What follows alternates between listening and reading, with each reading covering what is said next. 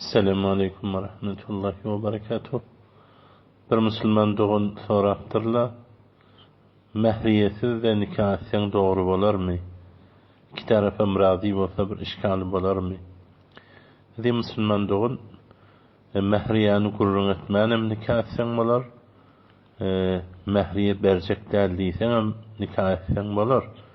Yöne, hükman yöne mehri misil boynuna vacip bolar. Bercek değildiysen de yine bermeli olarsan, gurrun etmesen de mehri misil vermeli olarsan. Mehri misil diyeni, şu alan qiydiğin atasının taifasından qiydiler, zatlar neçe satılıya, yani mehriyesi neçe, şu yaşta qiyid, şu gelişikte, şu darayili, şu akıllı, şu diyanetli qiyidler, şu yurdun qiyidleri, şu əsirde ödede qiyid olsa, şu qiyidin mehriyesi şu, ya dul olsa dulun mehriyesi şu ata tarafından necire.